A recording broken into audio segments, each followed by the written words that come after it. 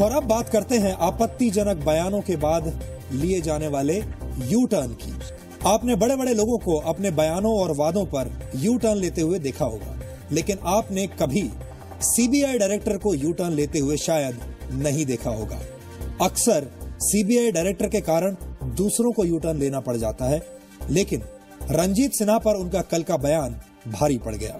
कल उन्होंने बलात्कार जैसे संवेदनशील मुद्दे पर एक बहुत हल्का बयान दिया था और बयान देने के 24 घंटे के अंदर ही उन्होंने इससे पीछा छुड़ाने के लिए एक यू टर्न ले लिया। If you can't prevent rape, you enjoy it. I regret any hurt caused. देखा आपने सीबीआई डायरेक्टर रंजीत सिन्हा ने कैसे यू टर्न ले लिया। इस यू टर्न की वजह है वो खबर जो हमने डीएनए में सबसे पहले दिखाई।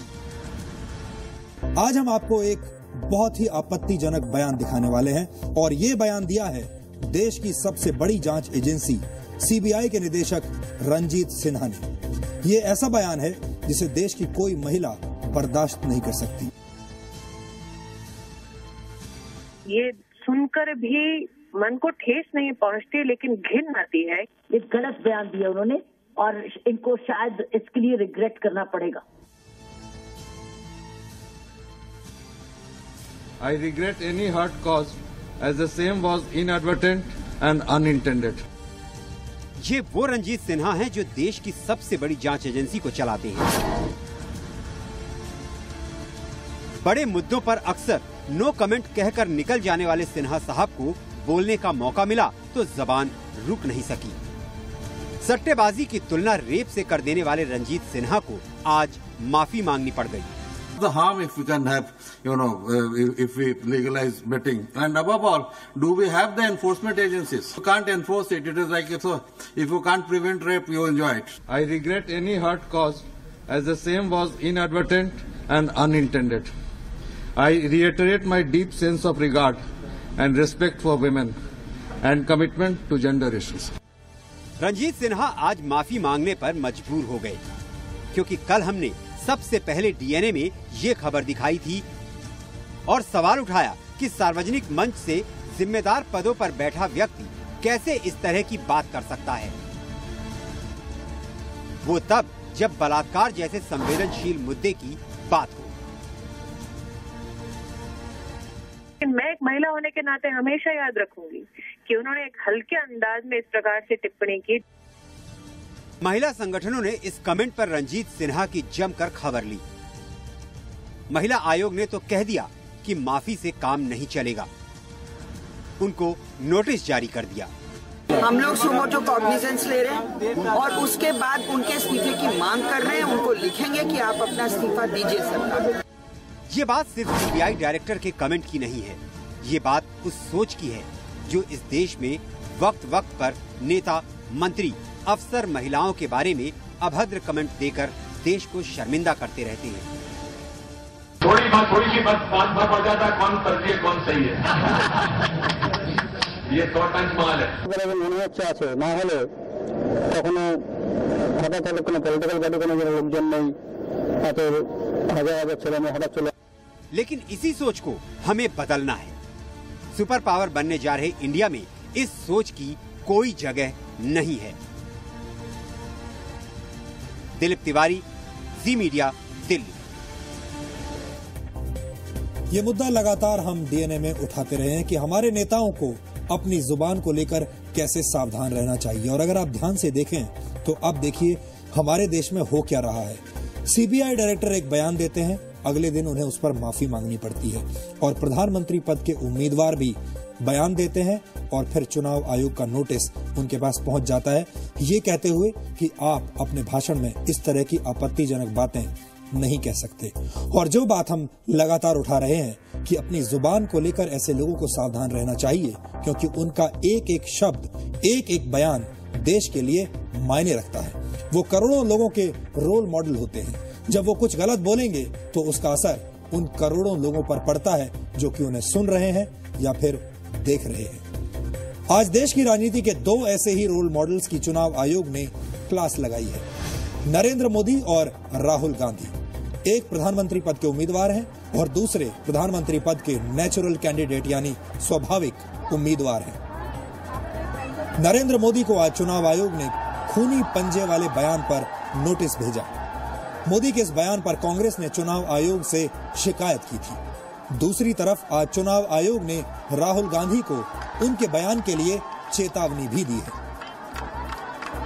राहुल गांधी ने इंदौर में मुजफ्फरनगर के दंगा पीड़ितों को आईएसआई से जोड़ने वाला एक बयान दिया था, जिस पर चुनाव आयोग ने ऐतराज जताया है। आप पहले देश के इन दो बड़े नेताओं का बड़बोलापन देखिए। ये दोनों बयान राजनीतिक विज्ञान के छात्रों को भविष्य में ये कहकर दिखाए जाएंगे कि एक नेता को चुनावी रैली में क्या नहीं बोलना चाहिए।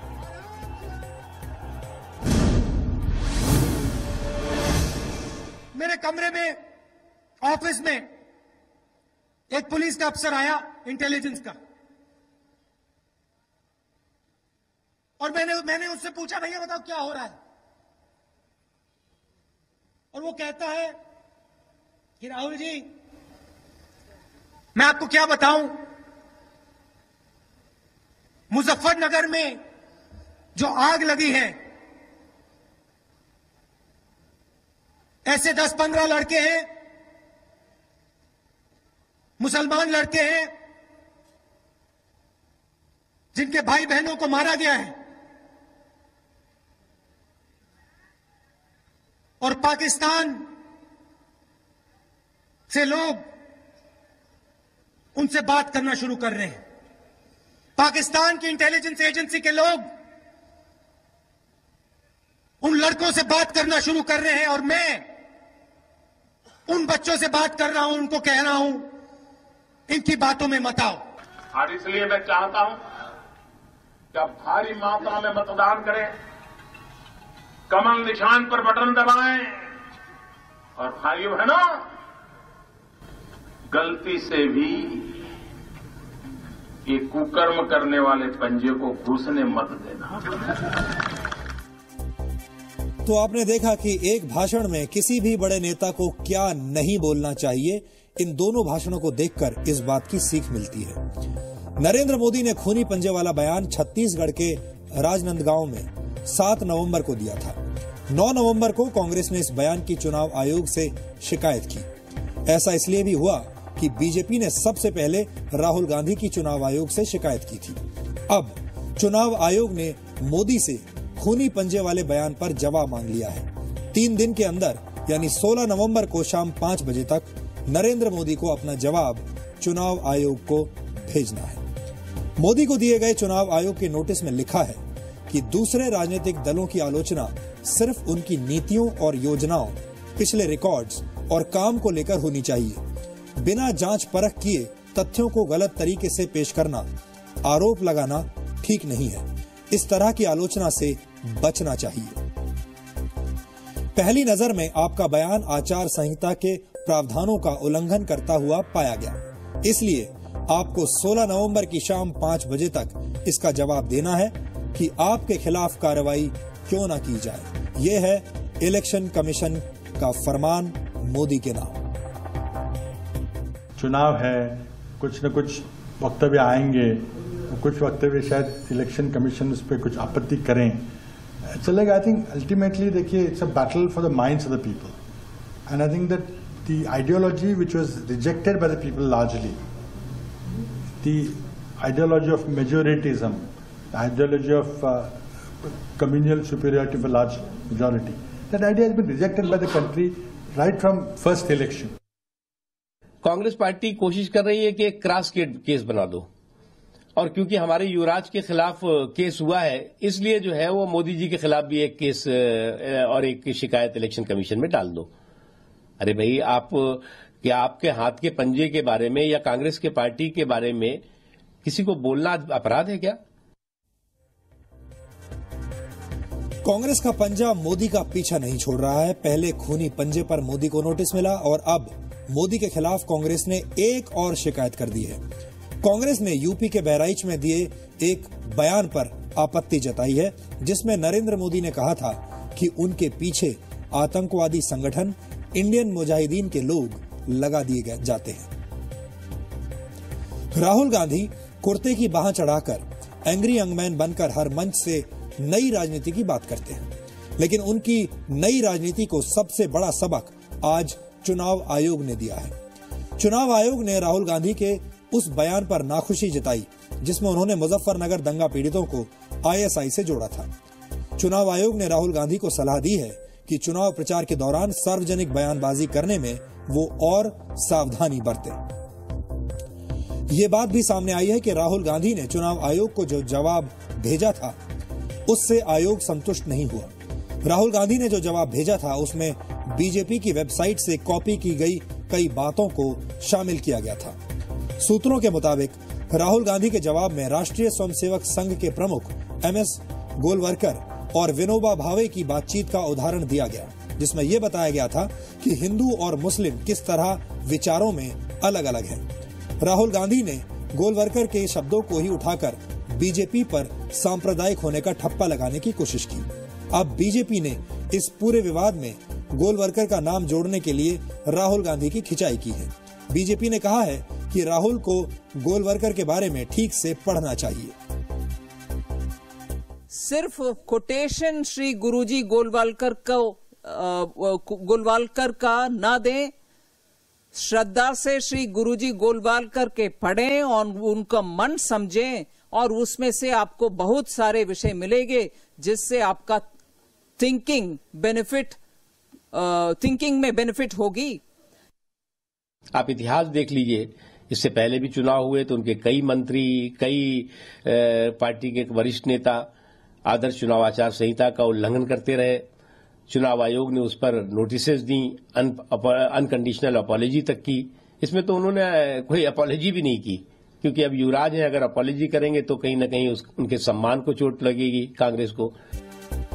पूरा देश सचिन को सम्मान दे रहा है, उन्हें इमोशनल विदाई दे रहा है, लेकिन पाकिस्तान में बैठे पूर्व क्रिकेटर जावेद मियांदाद को इस सम्मान से काफी तकलीफ हो रही है। हमने जावेद मियांदाद की इस जलन के बारे में ये खबर आपको डीएनए में कुछ दिन पहले दिखाई थी। अब उन्होंने इस मामले पर अपनी सफाई दी है। मेरी सहयोगी रुचिका तलवार ने अब से कुछ देर पहले फोन पर जावेद मियांदाद से बात की और उनसे यही सवाल पूछा कि आखिर सचिन को लेकर उन्हें इतनी तकलीफ क्यों है, वो कौन सी दुखती रग है, और यही पूछा रुचिका ने जावेद मियांदाद से। अब आप सुनिए कि जावेद मियांदाद ने जवाब क्या दिया।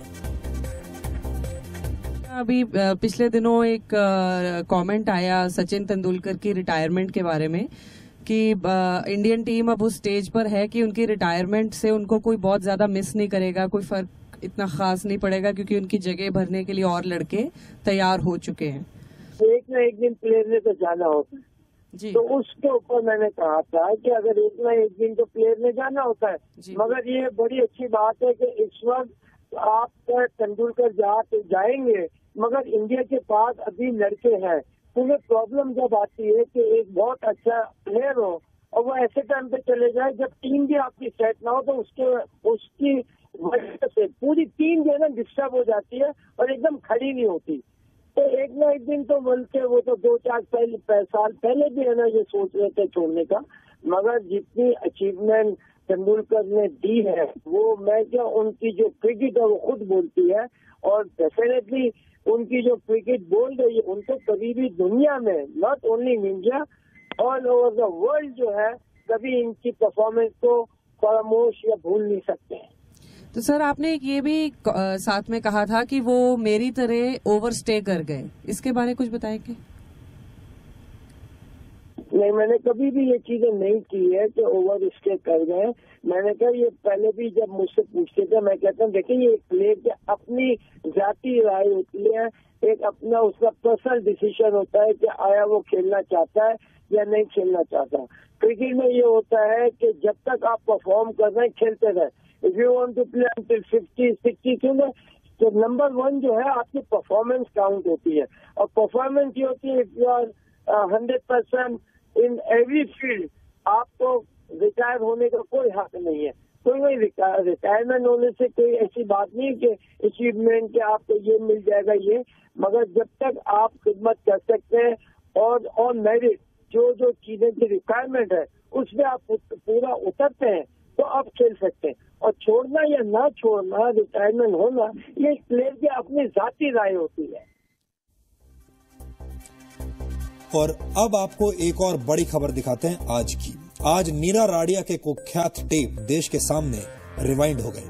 देश की सबसे बड़ी अदालत के आदेश से देश के सबसे बड़े औद्योगिक घराने के प्रमुख मुकेश अंबानी और उनकी कंपनी रिलायंस इंडस्ट्रीज पर सवाल खड़े हो गए।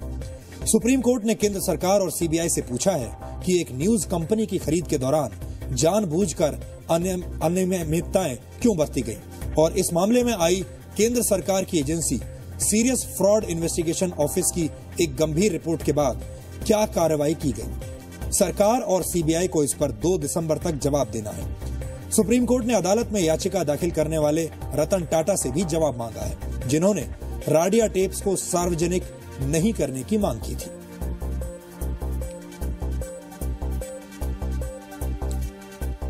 और हम आपको सीधे लेकर चलते हैं हमारे सहयोगी चैनल जी बिजनेस के न्यूज रूम में, जहां हमारे साथ हैं राजेश कुमार, हमारे सहयोगी। राजेश, क्या क्या खास बातें हैं, और अगर हम राडिया टेप्स को आज रिवाइंड करें अपने दर्शकों के लिए, तो हमें बताइए कौन कौन से ऐसे मुद्दे थे जो अभी तक असल में रह गए थे और आज वो मुद्दे, वो नाम, वो कंपनियां और वो डील्स एक बार फिर से सामने आ गई है।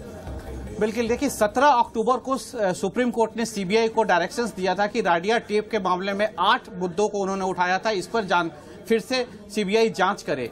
सीबीआई उसमें से अब तक 13 मामलों में प्रिलिमिनरी इंक्वायरी दाखिल कर चुकी है और जांच कर रही है। इसी बीच सोमवार को एक एनजीओ ने एक पीआईएल दाखिल किया सुप्रीम कोर्ट में कि एक एसएफआईओ ने एक रिपोर्ट दी थी राडिया मामले को पर ही जांच करने पे। अप्रैल 2013 में यह रिपोर्ट आई थी, जिसमें मुकेश अंबानी और उनकी कंपनी आरआईएल पर गंभीर आरोप लगाए गए थे कि उन्होंने आईएनएक्स न्यूज जो एक टेलीविजन चैनल है उसको खरीद फरोख्त में काफी तरह की अनियमितताएं की थी, जिस पर आज तक उस रिपोर्ट के आने के बाद सरकार ने, कॉर्पोरेट अफेयर्स मिनिस्ट्री ने या सीबीआई ने कोई एक्शन नहीं लिया है। इसमें पीआईएल में यह मांगा गया था कि सुप्रीम कोर्ट इस मामले में इंटरवेन करे और अपने देख रेख में इस पूरे मामले की जांच करे। उसी आधार पर आज सुप्रीम कोर्ट ने सीबीआई को और केंद्र सरकार को एक नोटिस भेजा है, जिसमें इस पे अब तक सरकार ने क्या किया और क्यों उस मामले पे अभी तक एक्शन नहीं लिया गया है, इस पे जवाब मांगा है। अगली सुनवाई सुप्रीम कोर्ट के नए बेंच के सामने। छोटा सा सवाल और छोटा सा जवाब, किन किन लोगों को अब घबराने की जरूरत है आज के बाद? बिल्कुल, मुकेश अंबानी और उनकी कंपनी रिलायंस इंडस्ट्रीज, उनके जो मनोज मोदी और एक केआर भट्ट करके उनके वाइस प्रेसिडेंट थे वो, और इसके अलावा रतन टाटा, उन पर भी आरोप था कि यूनिटेक जो लाइसेंस मिला था उसमें रतन टाटा ने फंड किया था, उनकी कंपनी टाटा रियल्टी ने फंड किया था, तो उसके बारे में भी एसआईआई रिपोर्ट में है, तो उनसे भी पर जांच के दायरे बढ़ सकते हैं। तो खासकर ये दो, इसके अलावा इनाडू चैनल के सेल के संबंध में भी एक उसमें है, उस पर भी जांच की दायरा बढ़ सकता है। तो ये सभी लोग को घबराने की बात है। जी राजेश, आपका शुक्रिया इस पूरी जानकारी के लिए। तो आपने देखा कि राडिया टेप्स कैसे धीरे धीरे रिवाइंड हो रही है। डीएनए में आज इतना ही। जाते जाते आज के दिन से जुड़ी कुछ अहम जानकारियां आपको देते हैं। आज 1947 में रशिया ने कलाशनिकोव AK-47 राइफल को तैयार कर लिया था। यह अपने दौर की सबसे आधुनिक असॉल्ट राइफल थी। आज भी इसे सबसे मशहूर राइफल्स में गिना जाता है। और आज ही के दिन 1970 में आए भोला साइक्लोन ने बांग्लादेश में भयानक तबाही मचाई थी। इस तूफान की वजह से 5 लाख से ज्यादा लोग मारे गए थे और इसे 20वीं सदी की सबसे बड़ी प्राकृतिक आपदाओं में से एक माना जाता है। अब आपसे हमारी अगली मुलाकात कल रात 9 बजे होगी। तब तक के लिए नमस्कार।